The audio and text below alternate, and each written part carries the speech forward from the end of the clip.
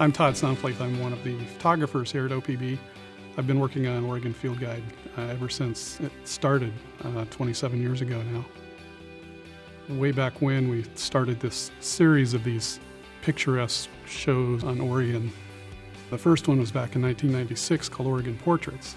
It was just so well accepted that we knew that we just had to keep doing these every 2 or 3 years. And so here we are at the fifth one, Oregon Revealed Coastal Wonder, because this is going to focus just on the coast.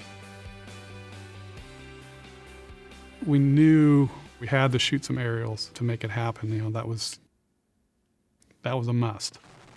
Aerial footage is always really hard to get because it's so expensive to do aerials. We've tried airplanes, we've tried other helicopters, just kind of hand-holding the camera, shooting out the side of the helicopter. And this time around, we wanted to really invest in some good stabilized footage.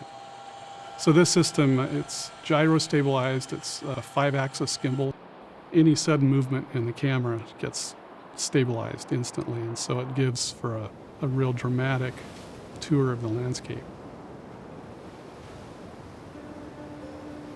The Cineflex system is operated by a whole separate camera operator. It's so sophisticated, so many things can go wrong with it that the operator needs to be able to know how to fix it. So I became the director at that point. I knew we needed some sort of route. You just don't get in a helicopter and just start flying. You have to have a plan. It's so expensive. I spent a lot of time with Google Earth putting the camera angle at different positions and flying along the route and trying to pinpoint different targets that I might want to shoot with the helicopter. And I was able to take that file and give it to the pilot to put in his navigation system. I had my shot list in my lap, and I was trying to keep track of that. So I'm able to talk to the operator in the back seat over the intercom system. And got shadow on the trees there. And then the pilot is constantly looking out for hazards. The big thing with him is wires. You know, they're looking for power lines, and we don't want to get tangled up in those. That'll ruin our day really quick. There they are, yeah. Ooh. One of my goals on this project was to not just show the beach, you know. The crashing waves are obvious and the beautiful cliffs are beautiful, but I really wanted to show the estuaries that we have and all of the ports and the small towns. You know, people love seeing their own little small town from the air. And there's just so much to see along the Oregon coast once you start poking around. And that's really what we wanted to show in this project.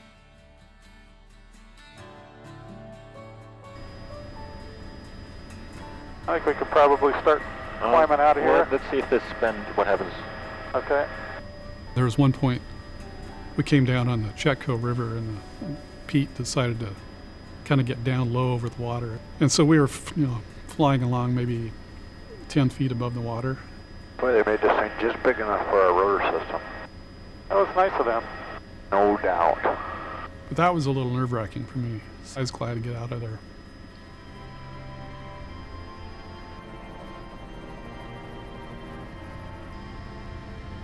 Well, you're just all over it, birds and rafters.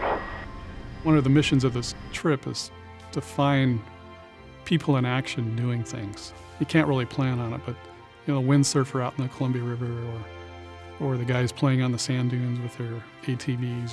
Which one are you going for, right or left? I'm going right. And so when you find those moments, you sort of have to stop and play with them a little bit. Maybe hover around the people, and they probably wonder, what's going on with this big helicopter in the air. Looking good. Yeah, let's just go cruise by them now. Nice flying, buddy. Good job. Yeah. The pilot and Mark, the operator, both of them had worked together before on other projects, and so they really had this good relationship and could read each other without saying anything. And they would come up with these just epic moves around things, like the seat ahead was one of them. We were coming along the cliff. As the pilot was gaining altitude, Mark, the operator, was spinning the camera around as we came around the lighthouse. And those kind of moments that I was just waiting for, and we nailed some of them. Helicopter shadow, 3, 2, got it, 1. There was a few times where you'd be getting a great shot, but the sun was behind our back, and then this shadow of a helicopter comes across the scene. And so that just ruins it. You know, we just bail at that point. And Nice shadow. Nice shadow. That one's no good, huh? when you have the camera out on the nose of the helicopter, you always run the risk of bugs getting splattered onto the lens. Oh, just got a bug. Uh-oh. Yep.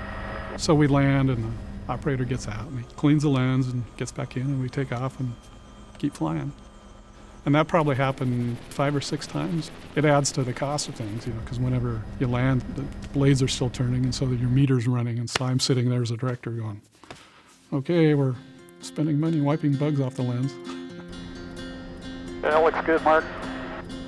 I did have a plan, you know, an average of 70 miles an hour in the helicopter, and it ended up working almost perfectly, just right on schedule the whole day. And by the time we got to Brookings, the sun was setting, and I was like, yeah, we did it. So that was just so much fun to be up in the helicopter for a whole day. It just never ceases to amaze me, you know, how much access we have to all this awesome scenery that we have around here. And to be able to see all of that from the air, it's just a whole new experience. I'm just pinch myself all the time. I can't believe I get to do this kind of thing. So it's an awesome experience to be able to share it with people.